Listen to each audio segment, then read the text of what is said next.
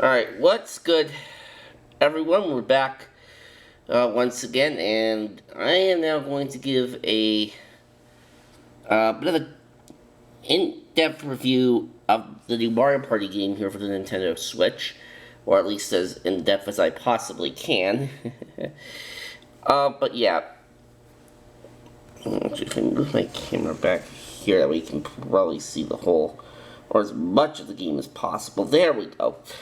So, yeah, this is a new Mario Party game that came out a couple of days ago, and I've been having a lot of fun with this, and I gotta say, based on what I've seen, like, on YouTube and a whole bunch of other places on the internet and stuff,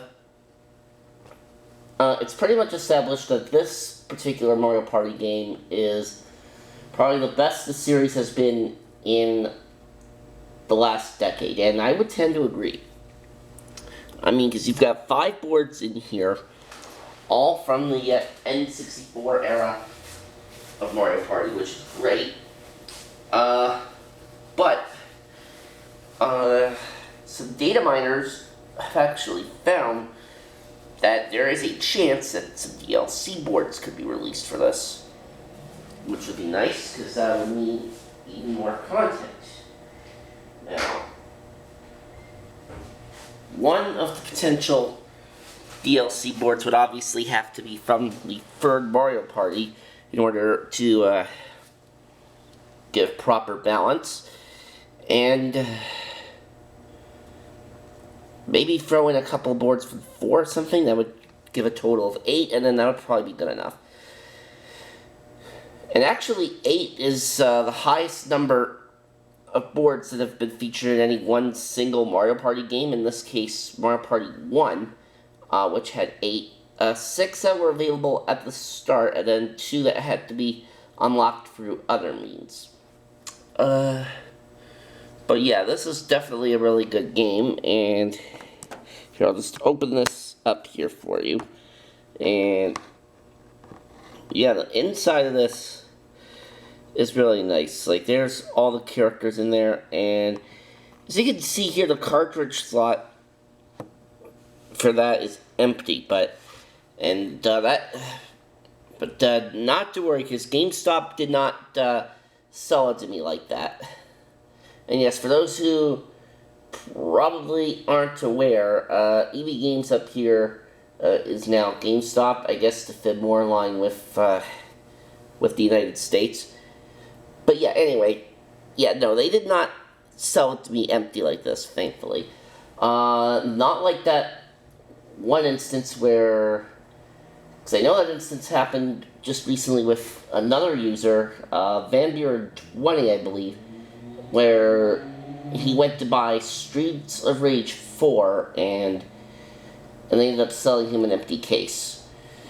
But anyways, I'm not gonna talk about that. I'm gonna talk about this, and now, of course, the reason the cartridge slot is empty, as you saw there, was, well, because the cartridge is in my Nintendo Switch right now.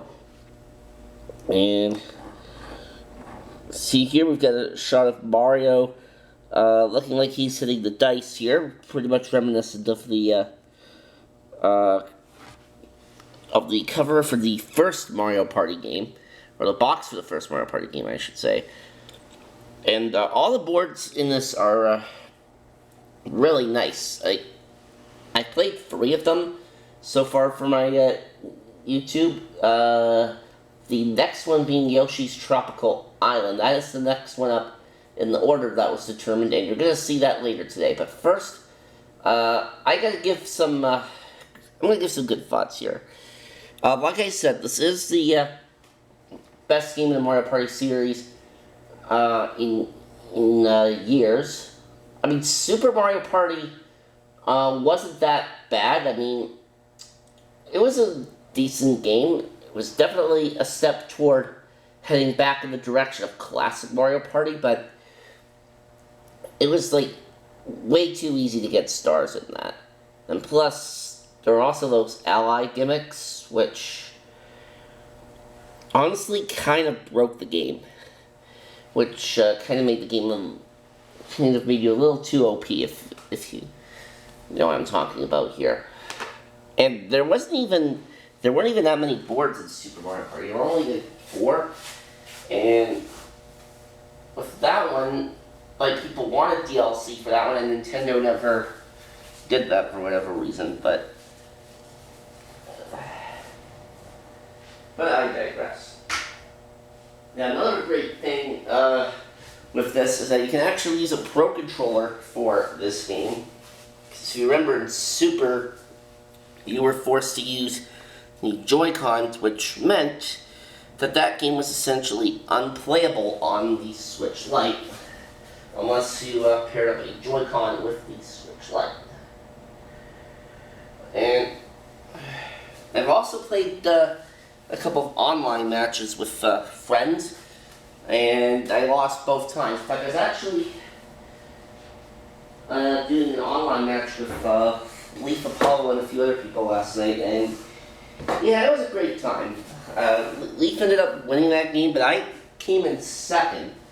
And then when I was doing a match with Nels, Spencer, and Frankie on Friday, Frankie ended up winning that one, and I came in last.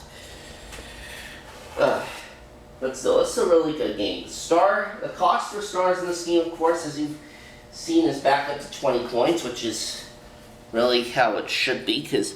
But it makes sense too, because that's how it was in Classic Mario Party. And there's a good selection of mini games in this one, and not surprisingly, a lot of the mini games that are in this one are from the first 3 Mario Parties. But in a way, it kind of makes sense because this game's essentially an HD remaster / remake, if you will, of those particular games. And yeah, I think, although there is one particular mini game, yeah, there weren't a whole lot included from the Nintendo Wii Mario Party games. But the one that they have in here from Mario Party 10 that I do like is the tackle football one, football one. That's a pretty good game, and some of you may be thinking I'm a bit biased about that, considering that I'm a football fan, but that's actually not true. That legitimately is one of my favorite games in this particular Mario Party game. So basically, a lot of the faults that they had with Super Mario Party were fixed with this game, particularly the economy, like I mentioned. Really, the only issue. I'm gonna keep talking about some of the positive stuff. Like, there's no ally gimmicks like in Super Mario Party. No traveling in a car together like what you had in in Mario Party 9 and 10. Yeah, it's just straight up classic Mario Party. Are you moving individually around the board, and the dice blocks, of course, going back from 1 to 10 in this, as opposed to being 1 to 6 in Super. Definitely like that. Really, my only issue here is with the lucky spaces. It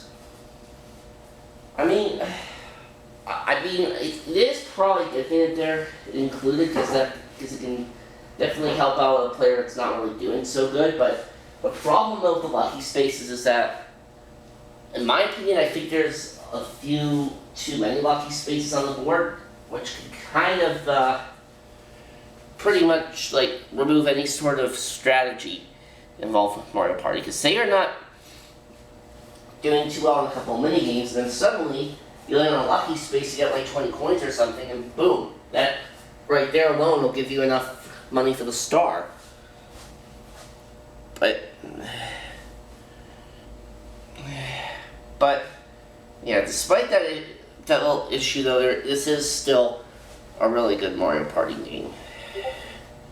I've seen people stream it, I've seen people play it on YouTube, And I'm going to go through what I think of all the main home console Mario Party games.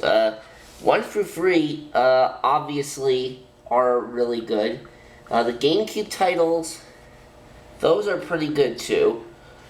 I particularly like 4. In fact, my favorite board from 4, I think would have to be the casino themed board. That was a pretty good one. And then, of course, there was the Toad's Midway Madness one also, where, what was it? Oh yeah, that one involved the roller coasters. That was a good one.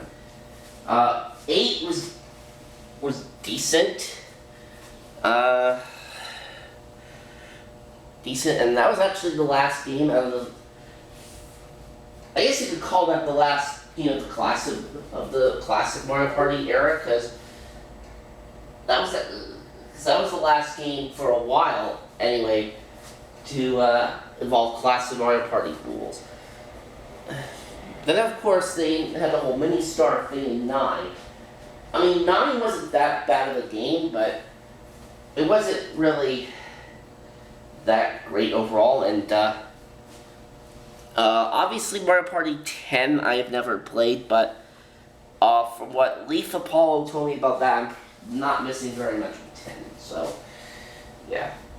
And the funny thing is, like, I did originally pre-order 10 when that came out in March of 2015. The problem though is that the weekend it came out, I was away for that weekend, and then so there was something else I found out about that game. I forget what it was now. That made me actually cancel that pre-order, but whatever. I mean, that was like 6 years ago. So I did, though, then eventually end up buying it off Best Buy a couple years later. The problem there, though, was that my Wii U pretty much decided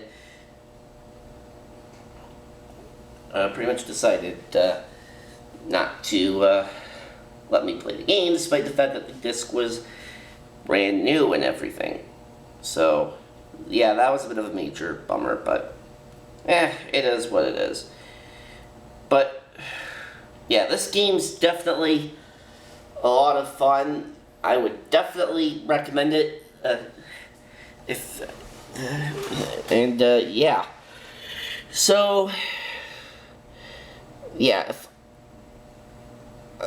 on a scale of 1 to 10, this game would probably be much higher than a 10. It would actually be like a 90 for me. 90 out of 100. So, yeah, let's just say 90 out of 100 and call it even there. Alright, so, yeah, definitely pick this up.